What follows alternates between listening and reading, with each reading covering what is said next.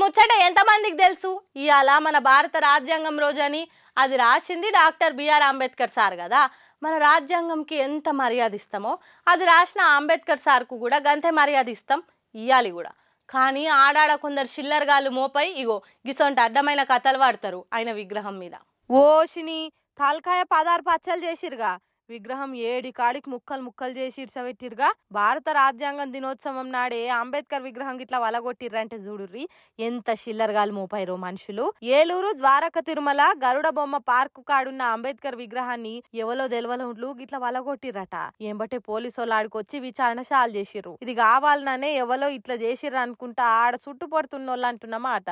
దీని మీద clues team కూడా ఈ పని చేసింది ఎవలో అని ఆధారాలు దొరకబట్టే పనులు ఉన్నది. భారత రాజ్యాంగం దినోత్సవం రోజే గిసోంటి చూసుడు మన దేశానికి అవమానం అనుకుంటా మాట్లాడుకుంటుర్రు ఈ ముచ్చటేరకైనోళ్ళంతా. భారతదేశం గొప్పదనాన్ని ప్రపంచానికి చాటి చెప్పిన పవిత్ర గ్రంథం మన రాజ్యాంగం. అసోంటిది అది రాసిన మనిషికి ఎంత మర్యాద ఇయ్యాలి ఏం కథ అనుకుంటా అగ్గై మండుతుర్రు ఇంకొంతమంది.